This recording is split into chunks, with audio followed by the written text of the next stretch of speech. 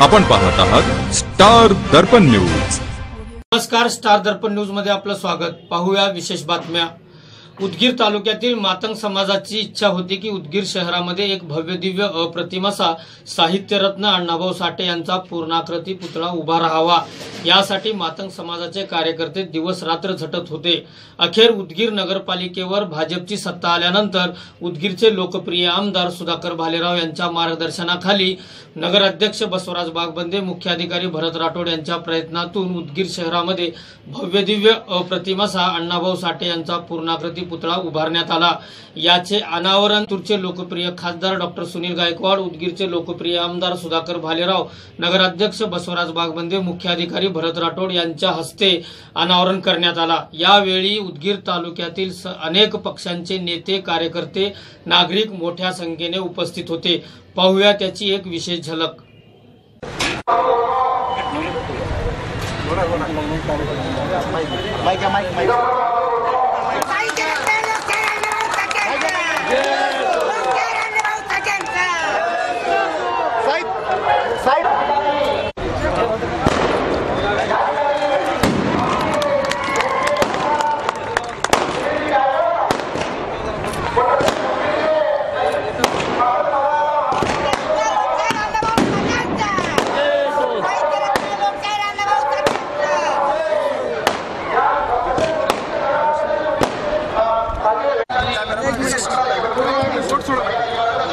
महागून घ्या तुम्ही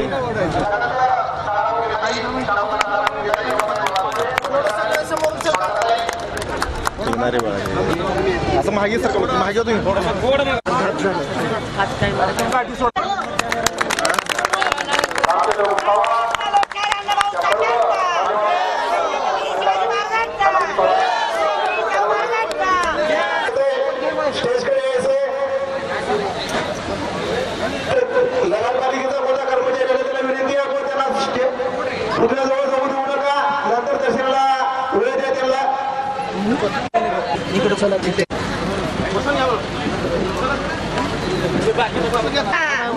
डॉक्टर बाबासाहेब आंबेडकरांचा, छत्रपती शिवाजी महाराजांचा, राजश्री शाहू महाराजांचा, बसवेश्वर महाराजांचा जीवन करत असतात तेवढ्या समाज बांधवांना, कार्यकर्त्यांना माझी विनंती आहे, सर्व मान्यवर थोडं सुधारे साहेब, माजी आमदार मनोहरजी पटवारी साहेब, या सर्वांच्या उपस्थितीत पूजन होत आहे। निवृत्ती सांगवे सावंत प्रस्तावपुढे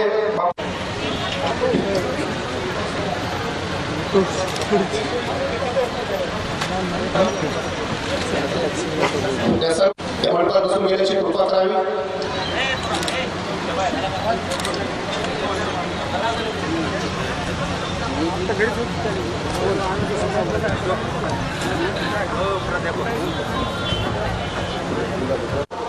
याची देवाची डोळा आम्हाला पाहायच मिळते। आमचं सुद्धा सौभाग्य आहे, आम्ही सुद्धा या नगरपालिका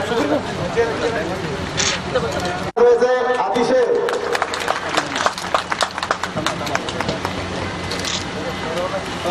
टाळ्या वाजवल्या, चंगुशी करू नका। टाळ्या वाजल्यानंतर तुमच्या बँक मध्ये, अकाउंट मध्ये पैसे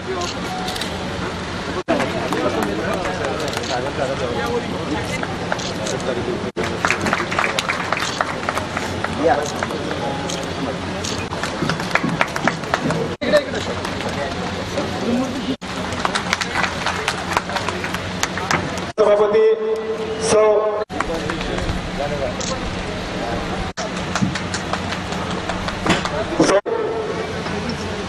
यानंतर भारतीय जनता पार्टी धर्मपदाचा नागरिक संघ महाराजी केंद्र साहेबांचा सत्कार करायचा आहे।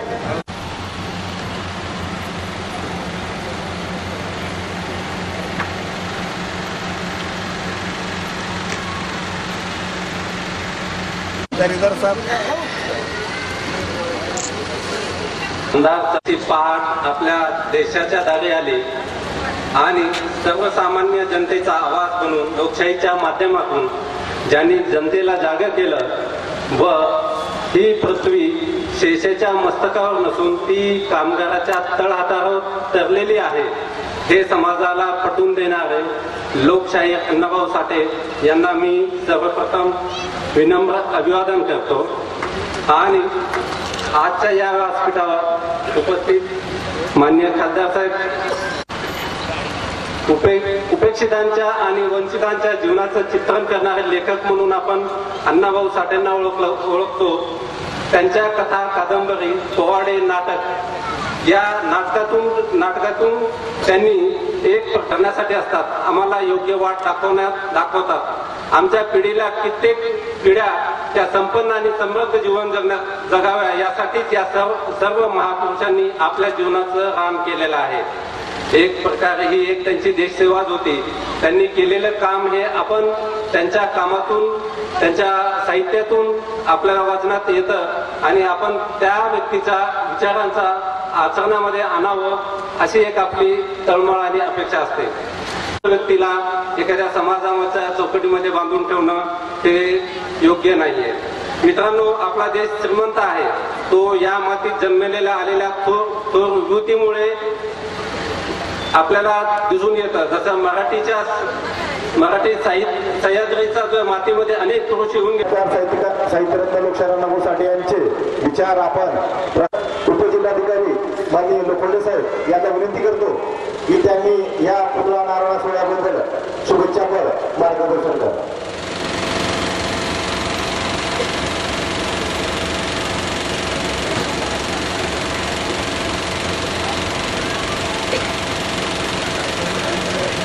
सम्राट अण्णाभाऊ साठे यांच्या पूर्णाकृती पुतळ्याचा अनावरण सोहळा या कार्यक्रमासाठी उपस्थित असताना रणजित बागवंत साहेब, या व्यासपीठावर असलेले सर्व मान्यवर, त्याचबरोबर समोर जे अण्णाभाऊ साठे ज्या काळात ते झाले तो काळ असा होता की संयुक्त महाराष्ट्राची चळवळ चालू होती आणि या संयुक्त महाराष्ट्राच्या चळवळीमध्ये त्यांच्या विचारांची जी पाईकता आहे ती पाईकता आपण कुठेतरी आपल्या हृदयामध्ये बाळगतो यावरून दिसून येते. आणि म्हणून या कार्यक्रमासाठी मान्य आहे आणि हा पूर्णाकृती पुतळा, त्यांचे विचार, अण्णाभाऊ साठेंचं कार्य आपल्याला सतत प्रेरणादायी करत राहू अशी आशा बाळगतो आणि थांबतो. जय हिंद. बागवंदे पंचायत समितीचे सभापती व आदरणीय व्यासपीठ, मी काही जास्त बोलणार नाही. आज आपण पाहतो तरुण पिढीच्या पुढे जे आदर्श असायला पाहिजेत, ज्यांनी जगाला एक वेगळी दिशा देण्याचं काम केलं, त्या याच्यामध्ये महामानव म्हणून अण्णाभाऊकडे आम्ही पाहतो. खेड्यातल्या कामगार अवस्थेतून, खेड्यातून मुंबईला जाऊन एक न शिकलेला, अशिक्षित असलेला अण्णाभाऊ साठे सारखा एक महान व्यक्ती या जगाला संदेश देतो साहित्यातून की जगातील कामगारांनो एक व्हा, साम्यवाद, श्रमाची प्रतिष्ठा, बसवेश्वरांचा प्रभाव या सर्व गोष्टीतून जेव्हा आपण पाहतोय की अण्णाभाऊ हे साम्यवादी होते, गरिबांच्यासाठी, कामगारांच्यासाठी निर्माण केलेलं साहित्य हे आजच्या येणाऱ्या तरुण पिढीच्या पुढचा आदर्श आहे. पुतळा यासाठी उभारला गेलेला आहे की यांच्यापासून आपल्याला प्रेरणा घ्यायची आहे. आपलं भविष्य, देशाचं भविष्य हे कामगारांच्या हातात आहे, कष्टकऱ्यांच्या हातात आहे. श्रम कार्यक्रमाला लोक किती उपस्थित आहेत यापेक्षा या पाठीमागची जी सद्भावना आहे ती मात्र समाजाला प्रेरणा देणारी अशी भावना आहे. अशाच प्रकारचं भूमिका माझ्यासारख्या कार्यकर्त्याला वाटते.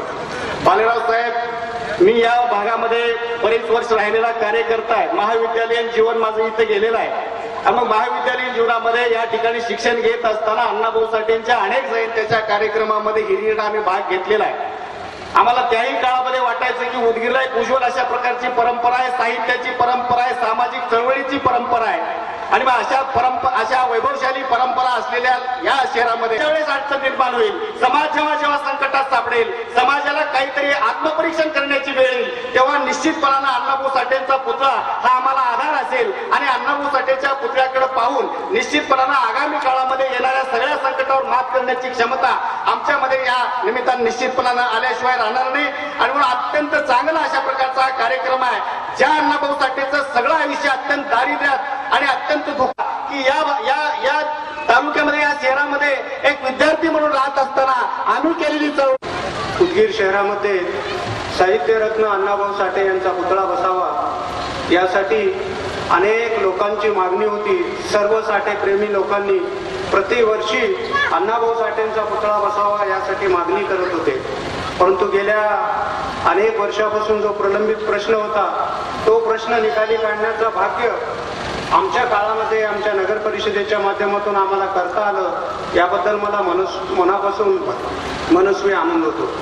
परंतु हे करत असताना या पुतळ्याचं अनावरण आणि पूर्णाकृती पुतळा बसवण्याचं आश्वासन आम्ही आमच्या निवडणुकीच्या जाहीरनाम्यामध्ये दिला होता आणि जाहीरनाम्यामध्ये दिल्यानंतर त्या जाहीरनाम्याची पूर्तता करण्याच्या दृष्टिकोनातून 1 ऑगस्ट रोजी अण्णाभाऊ साठे जयंती यांच्या जयंतीदिनी आम्ही या शहरामध्ये पूर्णाकृती पुतळा आणला आणि या ठिकाणी आम्ही पूर्णाकृती पुतळा उदगीर शहरामध्ये बसवला. या शहरामध्ये प्रदूषणाच्या विळख्यामध्ये वरच्या वरती प्रदूषण शहरामध्ये वाढलेलं आहे.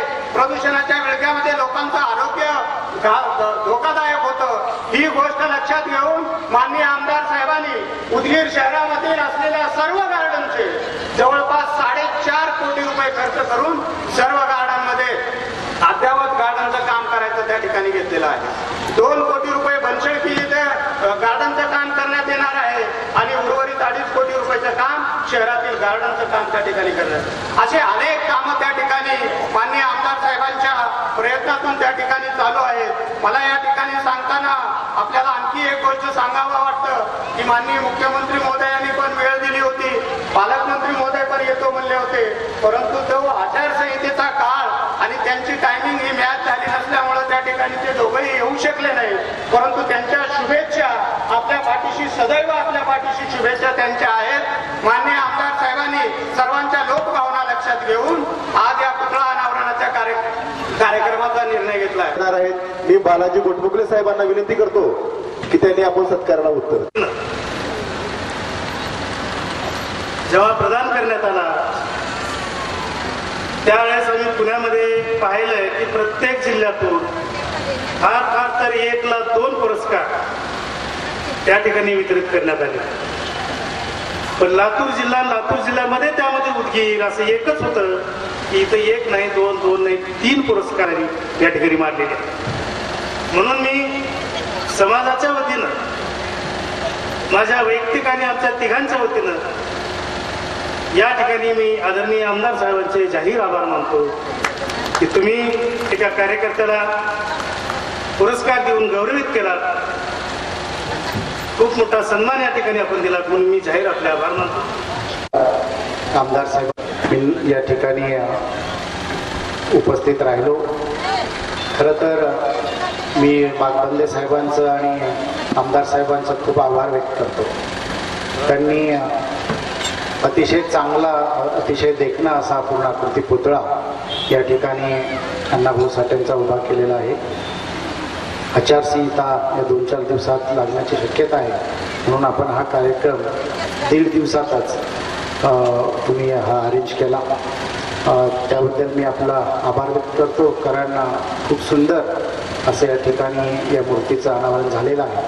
त्याच्या मागचा जो बॅकड्रॉप बनवलेला आहे तो पण खूप चांगला बनवलेला आहे आणि तो कोणी बनवला म्हणून मी कोपऱ्यामध्ये नाव बघितलं तर नरेंद्र नावाच्या एका शिल्पकाराने ते शिल्प या ठिकाणी उभा केलेलं आहे. खरं तर त्यांचं कौतुक करायला पाहिजे. अतिशय चांगल्या पद्धतीने पुणे मुंबई सारख्या शहरामध्ये ज्या पद्धतीने पुतळ्याचे आखणी असते तशा पद्धतीने या ठिकाणी करण्यात आलेली आहे. आणि उभा केलेलाच आहे अण्णाभाऊ साठेंचा. परंतु माझ्या माहितीप्रमाणे मुंबईमध्ये जे त्यांचं स्मारक होते त्या स्मारकामध्ये इतर सर्वांपेक्षा त्यांचा प्रमुख आणि मुख्य वाटा आहे आणि मोठ्या प्रमाणात मुंबईतलंही स्मारक लवकलेला आहे. माझ्या आपल्याला खूप खूप शुभेच्छा आहेत की आपलं नेतृत्व समाजामध्ये आपण अख्ख्या महाराष्ट्रामध्ये एक मातंग शक्ती नावाचं एक मोठं संघटन चालवत आहात आणि समाजातल्या व्यथा वेदना विधानसभे मांडण्यासाठी आपण पोतराजाचा अवतार सुद्धा त्या ठिकाणी घेऊन विधानसभेमध्ये आपण ते चित्र सुद्धा दाखवलं. समाजातल्या शेवटच्या घटकातील माणसाला न्याय मिळाला पाहिजे ही भारतीय जनता पार्टीची टॅगलाईन आहे आणि त्यानुसारच केंद्रातलं सरकार असेल किंवा राज्यातलं सरकार असेल एकालाच तिकीट आहे आणि काम करत असेल तरीही चांगलं आहे. म्हणजे लोकसभेसाठी कोणीही इच्छुकाने पक्षाचं काम करावं. शेवटी भारतीय जनता पार्टीमध्ये एक उमेदवारी देण्याची प्रक्रिया आहे आणि त्या प्रक्रियेनुसार जो कोणी उमेदवार येईल तो भारतीय जनता पार्टीचं कमळ असणार आहे आणि त्या कमळाला आणि त्या उमेदवाराला निवडून देण्याचं का द्यायचं आहे. आपण उमेदवार न पाहता माननीय नरेंद्र मोदीजींना या देशाचा पुन्हा पंतप्रधान करण्यासाठी या ठिकाणचा जो कोणी लोकसभेचा उमेदवार असेल त्याला आपल्याला निवडून द्यायचं आहे. कारण आदरणीय नरेंद्र मोदीजींनी समाजातल्या शेवटच्या घटकातील लोकांना काम केलेलंच आहे. परंतु मागच्या या 8-10 दिवसापूर्वी देशातल्या 2 कोटी शेतकऱ्यांच्या अकाउंट शोषित पीडिताचा संदेश देणारे आद्य क्रांतिकारक अण्णाभाऊ साठे, क्रांतिगुरु लहुजी साळवे. खरं तर ते मला वाटत नव्हतं की येतील, कारण काल रात्री त्यांना फोन करायचा आणि ते दुसऱ्या दिवशी उपस्थित राहतील अशी मला मनात शंका होती. परंतु अत्यंत प्रामाणिकपणे या ठिकाणी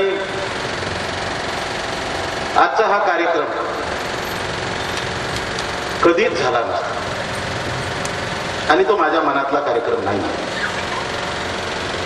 कोणीही जर 150 असेल तर 1.5 दिवसात कुठलाही कार्यक्रम करू शकत नाही. परंतु माझे कार्यकर्ते एवढे भारावून गेले होते. ते म्हणाले नाही साहेब एकही दिवस केलो तरी काय हरकत नाही, हा कार्यक्रम एकदाचा करून टाका. मी म्हटलं कसं शक्य आहे. मग आम्ही आणि नगराध्यक्ष खासदार साहेब बसलो. मी म्हटलं काय करायचं आता, का जाणे मला कळत. कोण काय व्हावं कोण काही नाही व्हावं हे तुमच्या माझ्या हातात. परंतु अर्ध्या हळकुंडाने पिवळी झालेली माणसं अशी बेभान झाली आणि बेभान करण्यासाठी सुद्धा काही लोक मार्केटमध्ये तयार झाले खासदार साहेब.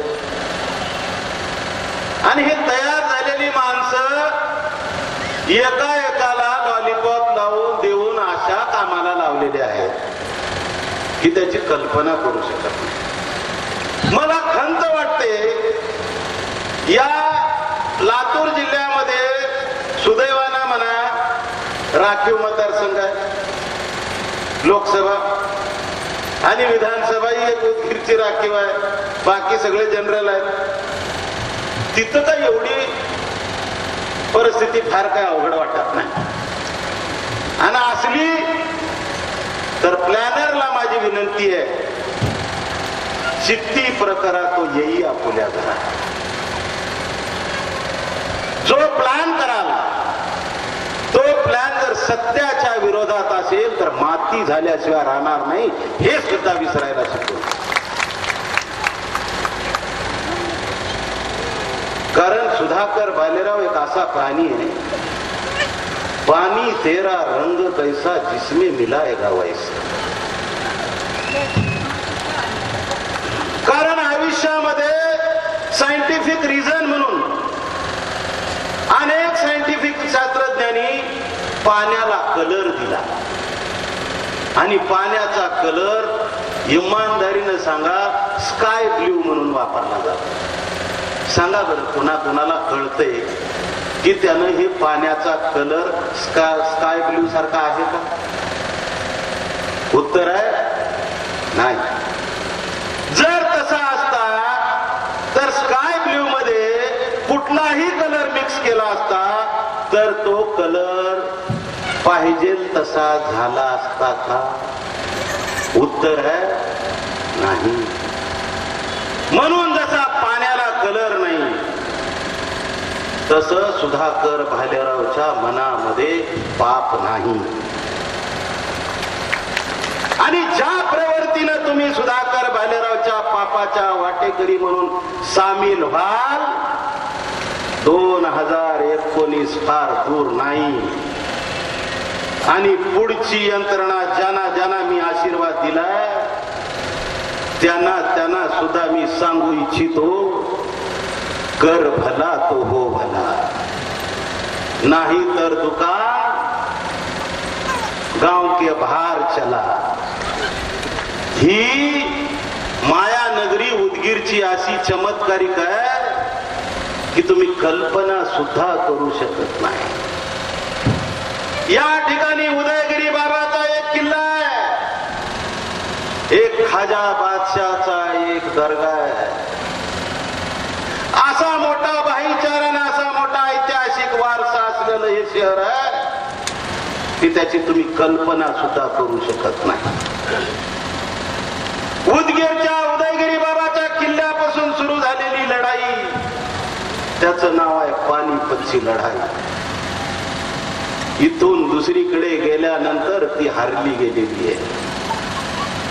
आणि जिंकायचं असेल तर उदगीरमध्ये नतमस्तक व्हावं लागेल, नाहीतर आहे तिथं जागा दाखवायचं काम उदगीर पासून सुरू केल्याशिवाय राहणार नाही. याची नोंद तुम्ही ठेवा.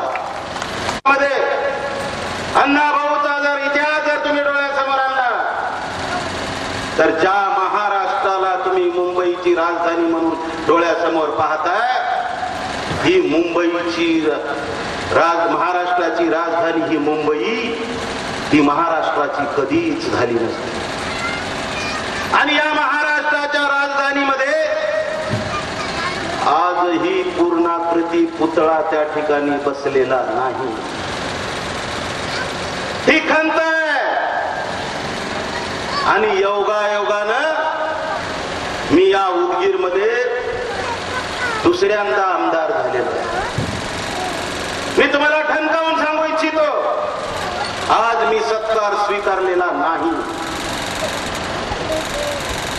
ज्या दिवशी महाराष्ट्राचा मुख्यमंत्री उदगीरमध्ये येतील, त्या दिवशी अण्णाभाऊंना नतमस्तक होतील, त्या दिवशी सुधाकर भालेराव हा सन्मानाचा सत्कार त्या ठिकाणी स्वीकारेल.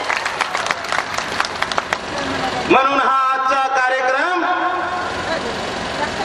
हा नियोजित कार्यक्रम नाहीये, परंतु षडयंत्र कसे करावे, षडयंत्राचे सहभागी कसे व्हावे, दुरून डोंगराला कसे खाचखळग्याला कसे छेद करावे, असे काही षडयंत्र आमचे काही घरचे आणि काही बाहेरचे असे मिळून सुरुवात आहे. परंतु याद राखा,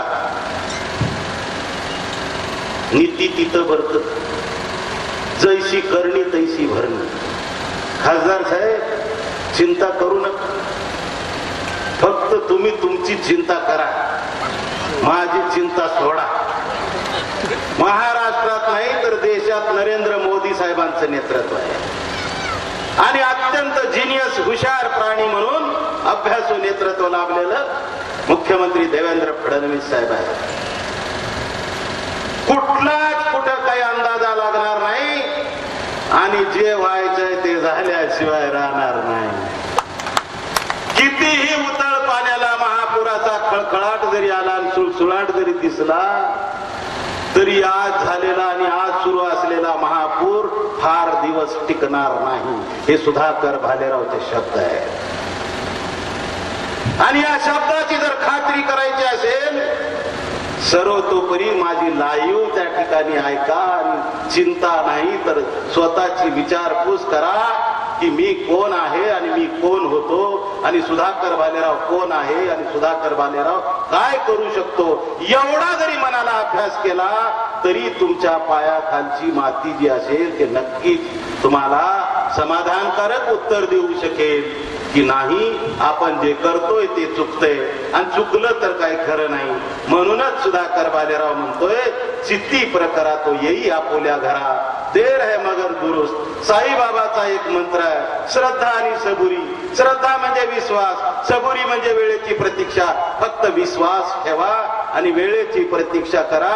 परिवर्तन एवढं भारी होईल की कल्पना करू शकणार नाही. या महाराष्ट्रामध्ये सामाजिक लेवलवरच्या नेतृत्वाची लढाई या उदगीरच्या केंद्रबिंदूपासून सुरुवात होईल आणि महाराष्ट्रामध्ये एक आगळी वेगळी चळवळ निर्माण झाल्याशिवाय राहणार नाही. हे आज तुम्हाला अभिवचन या ठिकाणी देतो. मला सन्मान की खासदार साहेब गाव जले हनुमान बाहेर अशा पद्धतीनं काही वस्त्यामध्ये आपलं जीवन व्यतीत करत असताना, गरिबी आणि श्रीमंतीची दरी मापत असताना, सगळा अनुभवाचा डोंगर आपण काम करू त्या वेळेस निश्चित रूपानं वेगवेगळ्या पद्धतीनं बलाढ्य नेतृत्वानं सर्वांनाच अशा पद्धतीचा अधिकारवानाचा अधिकार दिला पाहिजे. परंतु अधिकारामध्ये कमतरता करत असताना उजवा आणि डावा अशा पद्धतीचा हात असू शकतो, परंतु त्या ठिकाणी भेदभाव नसू शकतो. आणि भेदभाव कराल तर नक्कीच त्याचा परतफाल सुद्धा त्या ठिकाणी भोगाल, याच्यात तिळमात्र शंका राहणार. म्हणून येणारा का हा सत्ता उपभोगासाठी नाही, ही सत्ता धनसंपत्ती कमावण्यासाठी नाही. आज नरेंद्र मोदी सरकार नेतृत्व या देशाला लागलं कशासाठी? काय त्या नेतृत्वात ताकद आहे तुम्ही कल्पना करू शकत नाही. तुम्ही विचार करून बघा, गोरगरिबांना निवारा सुद्धा नव्हता. आसरा नसलेल्या लोकांना, बेघर असलेल्या लोकांना घरं दिली पाहिजे अशा पद्धतीचा विश्वास काही व्यवस्थेमधल्या मागच्या सरकारने घेतला. परंतु ते निर्णय काय होता? या भारत देशामध्ये प्रधानमंत्री नरेंद्र मोदी साहेबांचं लाभलं, महाराष्ट्रामध्ये मुख्यमंत्री म्हणून देवेंद्र फडणवीस लाभले आणि काय चमत्कार झाला बघा. निर्णय सगळे अबाधित ठेवले जिकडले आणि एकच निर्णय केला.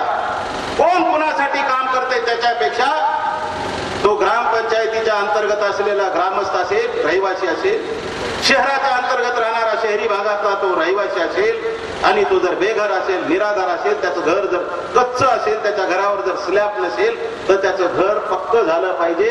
त्यासाठी निर्णय केला आणि DRD BRD ही सगळी फेकून दिली. जाती धर्माच्या भिंती तोडून टाकल्या आणि काय केलं? ग्रामपंचायतीने आणि ग्रामसभेने ठराव घ्यायचा, नगरपंचायतीने नगरपालिकेने ठराव घ्यायचा आणि एक निर्णय करायचा की त्या भागामध्ये जे बेघर आहेत, ज्यांची घरं कच्ची आहेत, त्यांना पक्की घरं दिली पाहिजे. अशा पद्धतीचा निर्णय घेतला.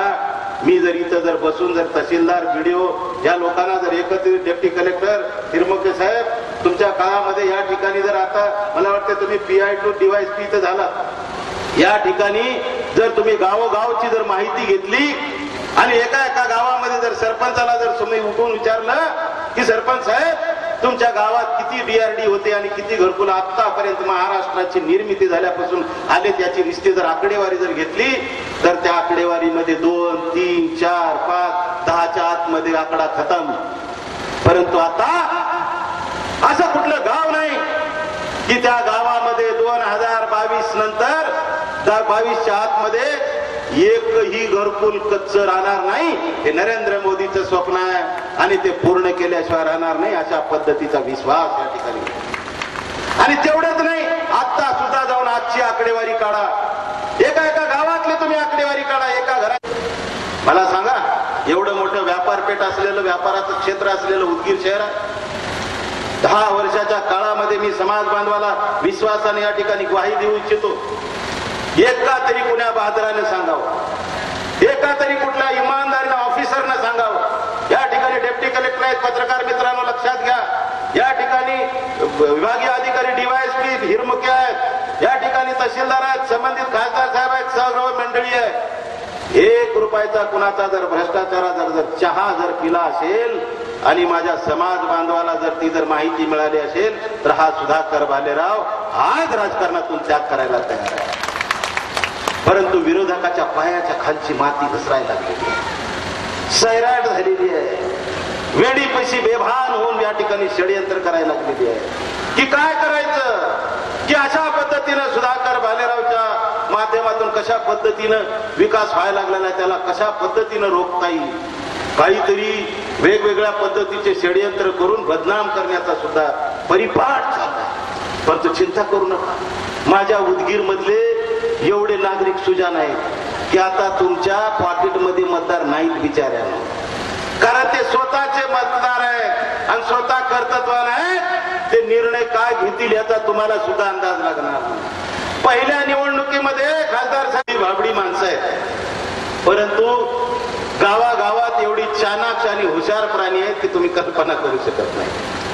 आजचा आकडा 25 आहे, पुढचा आकडा 50,000चा झाल्याशिवाय राहणार नाही.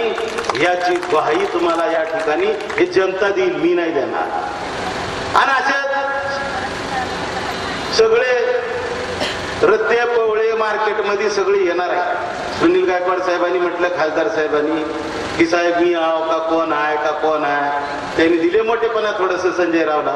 परंतु संजय राव नक्कीच तुमच्या माहितीसाठी सांगतो, ती बी प्राणी हाईट कम फाईट जात आहे, त्याची चिंता करू नका. ती बी फार डेंजर 2 मजला प्राणी आहे, कारण गेल्या वेळेस त्यांचा इमानदारीनं स्पर्धक मीच होतो एकटा. आता आज रोजी मीच एकटा तुमचा खरा समर्थक आहे. आज एकटाच समर्थक आहो मी बिचाऱ्याचा. परंतु तुम्ही चिंता करू नका, तुमच्या आईवडिलाची पुण्याई जर खरी असेल आणि तुम्हाला जर निश्चित रूपाने परमेश्वरानं मी माझ्या मुख्यमंत्र्याला सुद्धा सांगितलं, ठणकावून सांगितलं की साहेब अनेक लोक सुनील गायकवाडचा विरोध करत असतात आणि मला त्याची जाणीव आहे, मला त्याची खात्री आहे.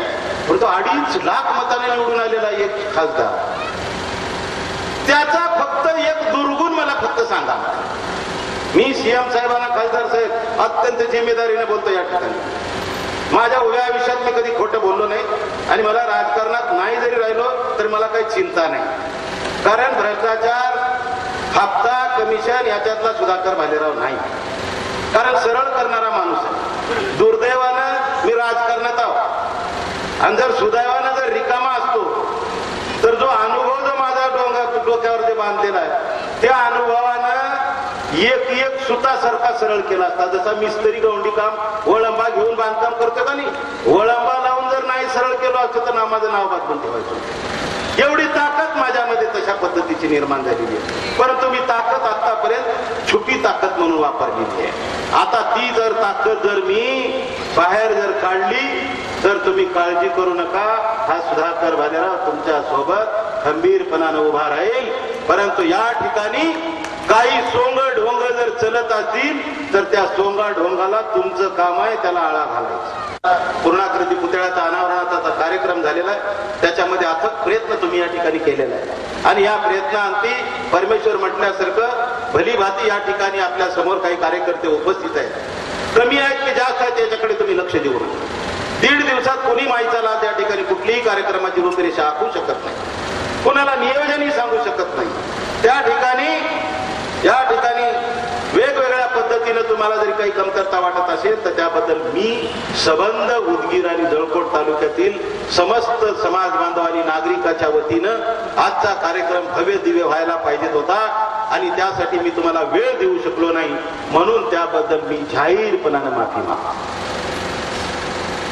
आणि या ठिकाणी मी तुम्हाला आवाहन करतो, खासदार साहेब, भविष्यात जर आपण जर या ठिकाणी येणाऱ्या काळामध्ये निश्चित रूपानं प्रत्येक तालुका स्तरावरचा जर विचार जर केला तर प्रत्येक तालुक्याला अण्णाभाऊच्या पूर्णाकृती पुतळ्याचे निर्माण झालं पाहिजे, अशा पद्धतीचा विश्वास येणाऱ्या काळामध्ये तुमच्या आणि माझ्या माध्यमातून झाला पाहिजे. तुम्ही केंद्रात आवाज उठवला पाहिजे आणि मी राज्यात आवाज उठवला पाहिजे, याची जबाबदारी सुद्धा आपण घेतली पाहिजे. कारण सुद्धा मला विनंती केली की साहेब कसं शक्य आहे, कशा पद्धतीने तुम्ही असा अर्जंट कार्यक्रम घ्यायचा निर्णय घेतला, परंतु नाही, तुम्ही सगळ्यांनीच त्याविषयी वाच्यता केलेली आहे. त्याबद्दल मी त्याचं पुनर्वाच्यता करण्याची मला आवश्यकता पडणार. परंतु येणाऱ्या काळामध्ये मी माझ्या समाज बांधवाला माझी विनंती आहे की येणारा काळ महाराष्ट्रामधल्या प्रत्येक सामाजिक संघटनेत काम करणाऱ्या कार्यकर्त्यांना, नेत्यांना, पदाधिकाऱ्यांना आणि समाज बांधवांना एक दिवस या उदगीरच्या मायानगरीमध्ये, या भूमीमध्ये बोलावून शक्तीची ताकद ही उदगीर शक्ती केंद्र म्हणून तयार करून दाखवल्याशिवाय राहणार नाही, हे तुम्हाला मी अभिवचन आज रोजी देतो. आणि या ठिकाणाहून झालेली जी चळवळ आहे, येणाऱ्या परिस्थितीमध्ये महाराष्ट्राला निश्चित रूपानं आशादायी आरक्षणाच्या बाबतीत असेल, वेगवेगळ्या मागण्याच्या बाबतीत असेल, ही समस्या सोडवण्यासाठी मी कटिबद्ध असेल, याची तुम्ही चिंता करायची आवश्यकता नाही. किती वाजता आहे? 1 वाजता. तेही परेशान झाले बिचारे, असं कसं कार्यक्रम ठेवायला लागलाच आहे. मी म्हटलं नाही, कोण कोण यायला लागल्यात मग काही पत्रकारांनी विचारले. मी म्हटलं जिल्ह्याचे खासदार साहेब आहेत, पालकमंत्री येणार होते, परंतु पालकमंत्र्यांना आज कॅबिनेट मंत्र्याचा अण्णाभाऊचा पुतळा बांधून ठेवला. बाबांनो, तुमच्या समाधानासाठी आज निश्चित रूपाने अण्णाभाऊंच्या पुतळ्याचं अनावरण मी या ठिकाणी केलेलं आहे आणि नगरपालिकेने मला त्या ठिकाणी साथ दिलेली आहे. उपस्थित समाज बांधवाने या ठिकाणी उपस्थिती दिलेली आहे, त्याबद्दल मी मनापासून या ठिकाणी धन्यवाद व्यक्त करतो. परंतु येणाऱ्या काळामध्ये ज्या काही सामाजिक जाणीव आहेत, ज्या उणीवा आहेत, त्या 100% फुलफिल करण्यासाठी अहोरात्र मी तुमच्या सेवेत हजर राहील असा विश्वास या ठिकाणी देतो. आणि प्रत्येक तालुक्यातील कार्यकर्त्यांनी सज्ज व्हा, त्या त्या तालुक्यामध्ये आपल्या शक्तीचा कार्यक्रम मजबूतपणानं करण्यासाठी सज्जड भूमिकेने तयार राहा. हा सुधाकर भालेराव खंबीरपणानं तुमच्या सोबत आहे. कुणाला कशा पद्धतीने तयार करायचं, कुणाला कुण्या पद्धतीने घरी बसवायचं, हा विचार फक्त तुमच्या ताकदीमध्ये निर्माण होऊ द्या. येणाऱ्या काळामध्ये तुमचा विकास कोणीच रोखू शकणार नाही. ही ताकदीची वज्रमूठ जोपर्यंत वेगवेगळ्या समाज बांधवाच्या माध्यमातून निर्माण होणार नाही, तोपर्यंत सामाजिक बांधिलकी आपण जतन करू शकत नाही. अशाच पद्धतीचा विश्वास सामाजिक कार्यकर्त्यांनी घ्यावा आणि इथून पुढे गेल्यानंतर निश्चित रूपाने आपल्या कार्यकर्त्यांनी आपापल्या भागात कामाला लागावं. ज्या ज्या पद्धतीनं संपर्क पुतळ्याचे अनावरणासाठी लातूर जिल्ह्याचे लोकप्रिय खासदार आदरणीय सुनीलजी गायकवाड साहेब उपस्थित राहिले, त्याबद्दल उदगीर नगरपालिकेच्या वतीने मी त्यांचा आभार व्यक्त करतो. उदगीर विधानसभा मतदारसंघाचे आमदार आदरणीय भालेराव साहेब यांनी या कार्यक्रमासाठी उपस्थिती लावली, त्याबद्दल मी त्यांचेही आभार मानतो. त्यांच्या पूर्णाकृती पुतळ्यांचं अनावरण आपण या नगरीमध्ये अतिशय थाटामाटामध्ये आपण केलेला आहे. एक मातंग समाजाचा कार्यकर्ता म्हणून फक्त या कार्यक्रमाला लाभलेले आदरणीय लोक राव साहेबांनी आम्हाला उल्लेख केला की आपल्या जिल्ह्याने आणि त्यात उदगीरने खूपच मोठी भरारी या ठिकाणी मांडलेली.